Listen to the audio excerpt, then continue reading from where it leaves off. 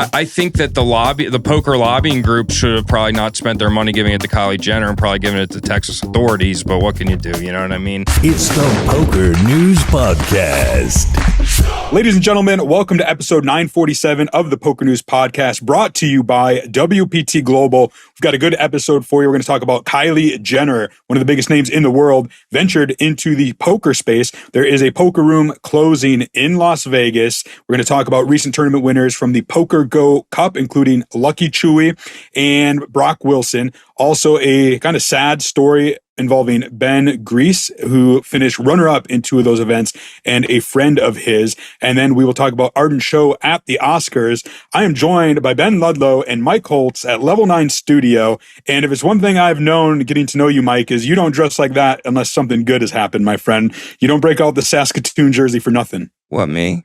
I'm just chilling, baby boy. Nothing's happened.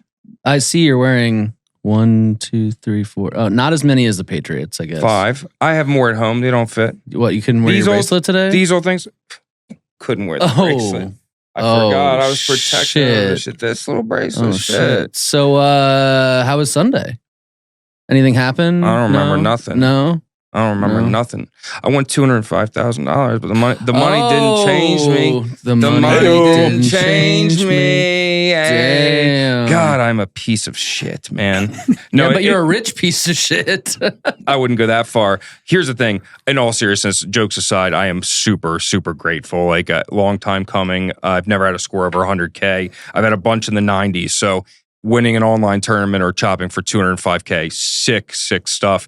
I am very stoked and so grateful. Like, so grateful. Like, I'm unbelievably lucky and very, very happy. So my co-host on the MSPT podcast, Kind of England, wins $233,000 on a slot machine. You win $205K. Ben, I guess that means you're due for a 200K score. I know, that's what I'm saying. No, you've got. It's like 175 is you next. Yeah, and then Chad 145. I guess I got to play something in order to win something. So I don't know. I'll find something to play. If you're tuning in this episode about Texas poker in the Lodge, we did a special episode on that a couple days ago in which we talked about the latest statement from Doug Polk, the affidavit. Really dive into that. So if you want to listen to that, check out that episode. It is available on YouTube and all major podcasting platforms. In this episode, we are going to talk about some other headlines from the poker world as of late, starting with Kylie Jenner, who of course is one of the biggest celebrities in the world. She is dating Timothée Chalamet, one of my favorite actors. They were at the Oscars recently together because Chalamet was nominated for Best Actor. He did not win, but she did a video that went mainstream, right? This was a video encouraging people to get into poker, how to play poker, the hand rankings. This was a masterclass released by Vanity Fair. As usual, when mainstream does something poker related, the poker world reacts in one of two ways, either highly critical or supportive. You know what? Let me show the video first, and then I'll have you guys weigh in. Check it out. The goal of Texas Hold'em is to make the best 5-card hand from 2 cards you've been dealt and 5 shared cards in the middle of the table, or act like you have the best hand. There are 10 really basic ways to win a game of Texas Hold'em. I'm gonna go in order from the least valuable hand to the most. The first way you can win a hand is a high card, like an ace. Next, there's a pair of cards, like 2 8s. You could also have a 2 pair, like 2 5s and 2 9s. Next, there's a 3 of a kind. 3 6s is a little crazy. Should we do 3 of another card? Yeah, we can. Next, there's a 3 of a kind, like 3 3s. And then there's a hand called a straight, which is 5 cards in a sequential order, like 3 4 5 6 7. Then there's a flush, my personal favorite, which is 5 cards of the same suit in any order. It's just fun, chasing a flush. Another way to win is by having a full house, which is when a player has a pair and a 3 of a kind, like 2 8s and 3 jacks. There's also 4 of a kind, like all 4 aces. A straight flush is when you have 5 cards in order of the same suit. Finally, there is the royal flush. That means you have a 10, jack, queen, king, and ace in the same suit. Your chances of being dealt this hand are 30,000 to 1, so good luck with that. And I've never seen one. All right, gentlemen, Kylie Jenner doing this poker video. What'd you think? Anytime we can bring mainstream appeal to poker, and she's appealing, is good. Maybe we should send her down to Texas and talk to Greg Abbott about. Oh, okay. Yeah, something like that. No, but look, I mean, we know that poker and celebrity and Hollywood kind of have gone hand in hand forever. I assumed all these people are playing behind the scenes. I know Chalamet plays poker. One of his best friends is a pro. Frank, what's his name? God, I'm forgetting his name. He plays a bunch of the high rollers and stuff. And Frank Funaro. Not Frank Funaro. I forget. My bad, Frank, if I'm forgetting your last name. But no, it's sick. I mean, this is only good. This is, anytime there's mainstream appeal in poker, that's a good thing, especially today where there are some places that you are kind of can't play poker. So anything like this is good. Kylie's good. Kylie's good. Sorry, you can go now. Yeah, I agree. Kylie Jenner. What up? Kylie? Big supporter of poker. I'm not doing a bit. I said big twice just because that Ben is horny. I don't know what's happening. I am not objectifying any women. I think it's great. I think it's great that Kylie Jenner. I'm doing it. Dear God, I think it's great. I think Kylie Jenner putting herself out there is ridiculous. Hand rankings, doing the whole thing. I thought that's awesome. Any mainstream positivity for poker, I'm on board. I want more people to play. And you know what happens when people start playing is they suck really bad and they give you a bunch of money. So I want more of that. More people in poker, more friends, more women in poker would be great too. We all want more women in poker, diversity. Ben, you're so horny. I like women in poker. I mean, she did do the video in her bra. That's her outfit. That's what she wears. That's what she rocks. Wouldn't you? I mean, shit. Anyway, I guess. Yeah. I thought the video was good actually too, in terms of it is a video meant to introduce people to the game, and in that way, it was really well done. As you mentioned, both herself and Timothy Chalamet have been spotted in Las Vegas playing poker before. So, having people of their caliber associated with the game in a positive manner, I think it's great. Even if people don't think it's going to move the needle. Might as well try. Well, right? Move Ben's needle for sure. I'll say that. Yeah. I think that the poker lobbying group should have probably not spent their money giving it to Kylie Jenner and probably giving it to Texas authorities. But what can you do? You know what I mean? Sometimes you miss. But thank you, Kylie, coming out and doing that. More. Hopefully, we get, I don't know, Taylor Swift comes out next. She sells her private jet, and now she's playing poker with the money. She's going to vlog. It's going to be her and Lexi Gavin there. Hopefully, I think that's the next thing up, obviously. Yeah, Brad Owen's vlogs go down because Taylor's just visiting the World Series Timothy circuit. Chalamet joins Brad Owen. Oh, okay. Got it. So there's a rivalry. That's good. One place they won't be vlogging from, unfortunately, is Resorts World in Las Vegas. They have announced that at the end of March, they will be closing their 29-table poker room, which I know, Mike, you have been critical of Resorts World in the past. We held a PokerNews meetup game there in the past. The NAPT has been there. Robbie Straczynski's Mixed Game Festival takes place there. I personally have always enjoyed Resorts World. And, had a good time. It wasn't the busiest room. Certainly they made mistakes, as we've discussed, in regards to how they handled certain situations with cheating allegations. But as a whole, I thought it was run fairly well with good people, and I'm sad to see it close up. Ben, Mike, what did you guys think when you heard that Resorts World was going to close? Yeah, I mean, anytime there's less poker anywhere, I'm sad. I think that this shows that in Vegas, it's really kind of hard to maintain. We know that poker isn't the best business in the gambling world. They could probably make what they make in a poker room with 2 slot machines in the middle of the poker room instead of that. But the reason it's there is because lots of high rollers like to play poker and it brings them to the casino to do other things. And so that's why you see, and we're lucky here in Vegas, that a lot of the nicest casinos in town, Resorts World being one of them, have taken poker really seriously, brought tournaments in, hosted big cash games because they want those people at their casino. The biggest mixed games in the world have been at Resorts World for a couple of years now. Obviously, there's some other ones too, but like regular 300, 600, 80, 160, which you don't see a lot at Resorts World every week. And so, you want those people at your casino. I think the sad thing is just it shows, and it's sometimes as simple as when you have a room that big, unless you have regular tournament series or something else bringing people in, you need foot traffic. And Resorts World is sort of kind of at the north end of the strip. You know, the Wynn is a destination. People are always going to go there. They can even lose money on that room to keep their high rollers there and keep them happy. But Resorts World is sort of in this weird spot. It's a little hard to find. I love the room. I love the staff. I mean, I've had success in tournaments there too. I mean to brag, but it just sucks. I mean, it just sucks that it's just tough to keep a poker room open in Vegas unless you're willing to, go out of the way to do something. So completely disagree. Oh, Completely disagree. Okay. I think Resorts World is an example of a room that when they first opened had every opportunity in the world to become the best poker room in Vegas. It was packed. It was great. And I think that the way that they ran things was a big turnoff to a lot of people. And I think that people felt unsafe, myself included, in tournaments with cheating. I felt like there was unprofessional floors. The dealers were unprofessional. I felt like it was an environment that was not. What's that face for? I saw a floor walk up to a man who got his cards under the gun, and before he looked, we're playing in a tournament for money. The floor looked and went, "Ooh, monster, good luck," and walked away. That's unacceptable. That's crazy. I'm not going to mention which floor it was, but that's unacceptable. That's bananas. They openly allowed people to cheat against me in a tournament. The videos on my Twitter has almost 1 million views.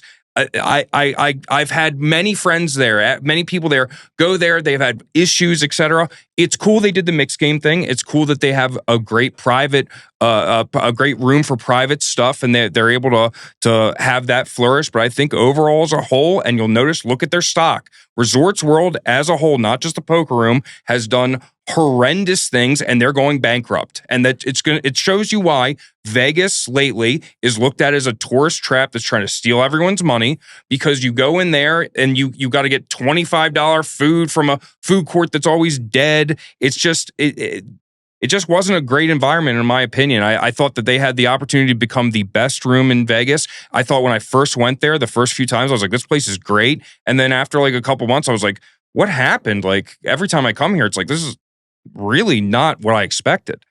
Yeah, I hear what you're saying, Mike, and I don't disagree on a lot of it, especially at Resorts World as a whole.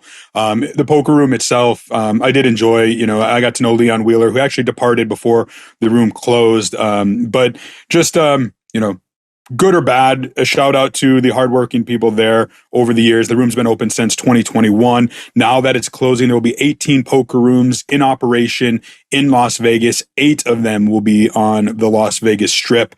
More than any other U.S. city, but still declining numbers. You had Planet Hollywood closing earlier this year as well. So always just sad to see a poker room end, and especially one where I had a little bit of a connection. Like I said, the PokerNews meetup game, Robbie Straczynski's mixed game festivals were there. The NAPT was there. Now, I think Robbie's pivoting. He'll be back at Bellagio this summer for the next mixed game festival.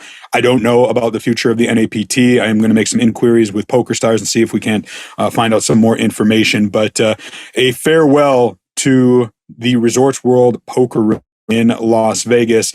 Gentlemen, let's turn our attention to recent tournament winners presented by WPT Global.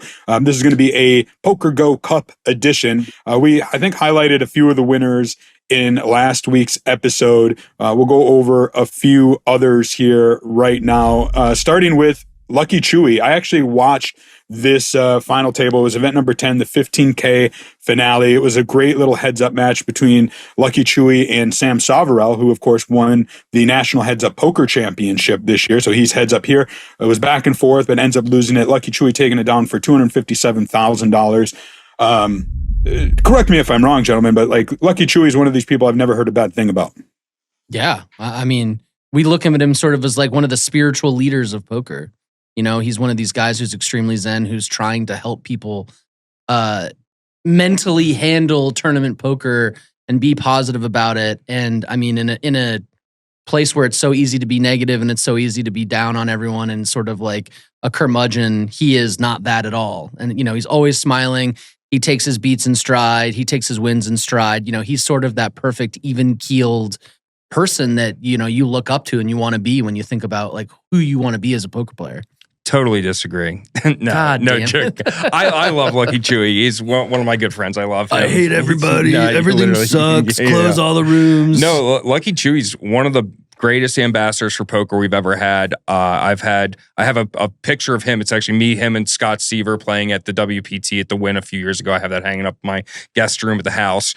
I love Lucky Chewy. He's the man. You could not ask for a better person to be winning in poker, and he's just a cheerful guy. You've never heard a bad thing about him, and he's just super nice. Him and his wife, they're just great people.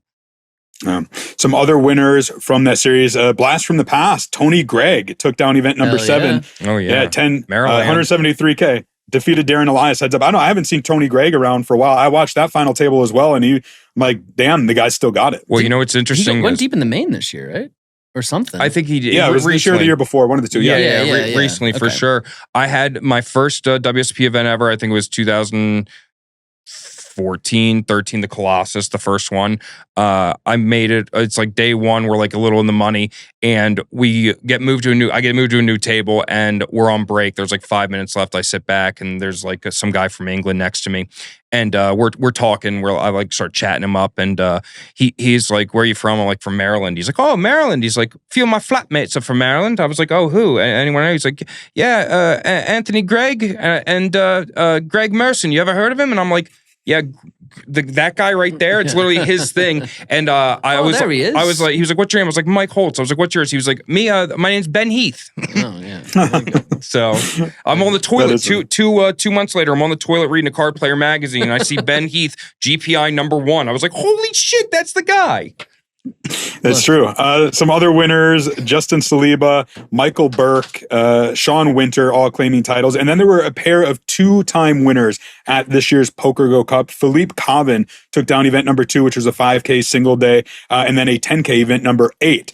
Also taking down 2 titles was Brock Wilson, event number 4, a 5K single day, and a 10K event number 6. So these two were atop the leaderboard heading in to the final event. Now, of course, there was a series-long leaderboard to determine a PokerGO Cup overall champion that comes with a 25K PokerGO Tour passport. Going into the final event, once Philippe Cavin was eliminated, all Wilson needed to do was just cash and min cash, which of course he did. He ended up, securing the title, 467 points, won $390,000 throughout the series, just ahead of Philippe Cavin, who had $355,000 in winnings and 443 points. So congratulations to Brock Wilson. He joins the likes of, Daniel Negreanu, Jeremy Osmus, Kerry Katz, Jonathan Little, and Joey Weissman as previous PokerGO Cup champions. So cool to see that. And then, gentlemen, I want to talk about a story that came out of the PokerGO Cup, and this was involving Ben Grise, who finished second in consecutive days. Let's see, I'm going to look it up. He finished runner-up to Philippe Cavin in event number 8, and then in event number 9 finished runner-up to Sean Winter. Unfortunately, during this time, as he's playing, as he's making this run, his good friend and fellow poker player, Matt Lucian, was killed. It was deemed a homicide. This, I think, took place back in Indiana. So he got word in Las Vegas that his friend was murdered. This is a big story on Fox 59 News in Indiana. And gosh, can you imagine being in that, playing for hundreds of thousands of dollars and then getting this news and then, he powers through. I know everybody deals with things differently, but they talked about it on the broadcast, and there's an article up on PokerNews.com right now. This one hit hard because it's like, this is real life amongst poker. Yeah, it's unfortunate. Life happens, and it happens at unfortunate times, and good for him for being able to stay through it and collect second the next day as well. But man, just an unfortunate situation and a sad story. Yeah, you never think about, being, I'm not taking away from what happened to his friend, but you never think about being in a poker tournament and something happening to you, you're playing, and then I remember when Brad Owen bagged big in the first WPT Venetian 5K right after he became an ambassador, and then his dad passed away overnight, and he had to just abandon his stack and go tend to things, which of course, I don't know what you do, but just kind of lock in and try and focus and take your mind off it. Honestly, he may have been relieved that he had something to distract him in those moments, in that moment of grief, like something to take your mind off it, something to kind of like allow yourself some time to process it. So congrats to him for fighting through, and obviously our thoughts and prayers to him and his friends and family.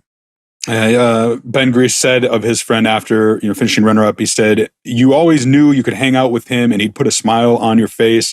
It was tough to find that out after the first final table yesterday. But all of our poker friends kept it from me the whole time because they knew trying to carry all that emotion at that table would be hard for me to focus." As I mentioned, he found out in between the two final tables. So this will be a story, that we'll keep an eye on in terms of what happens with the homicide investigation. But yeah, like Ben said, hearts go out to Ben Grise and the friends and family of Matt Lucian. All right, let's talk one big winner, not in the tournament sphere, but to wrap up this episode, let's talk Academy Awards. They took place this past Sunday, and we mentioned it on the PokerNews podcast in a prior episode, but Arden Cho was she wasn't specifically nominated for 2 Oscars, but she can add them to her resume because the Netflix animated film K-Pop Demon Hunters, in which Cho voices the lead character Rumi, won 2 Academy Awards over the weekend: Best Animated Feature and Best Original Song. She was there. She was at the Academy Awards. She was on the red carpet, looked amazing.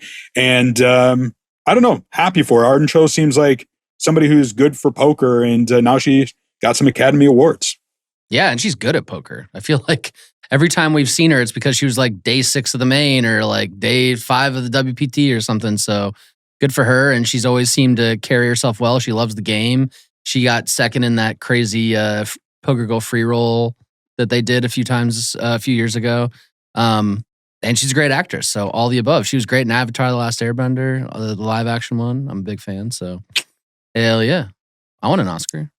Yeah, she had that sick hand. You can go watch on YouTube with the pocket 10s against Matthew Waxman, I believe. Matt Waxman? Wait, that's Yeah. It wasn't Waxman. I think maybe it wasn't Waxman. Maybe it was. Who knows? Pocket 10's good hand. Somebody was commentating that it was handsome. It was me. Oh. Yeah. Well, it has been a busy week for us here at the PokerNews Podcast with our special episodes regarding the Lodge and the Raid and Doug Polk and all that. We might have more. It depends on all the latest developments. As I mentioned, go back and check out episode 946 for all of those details. I'm Chad Holloway, Ben Ludlow, Mike Holtz. We'll keep a seat open for you.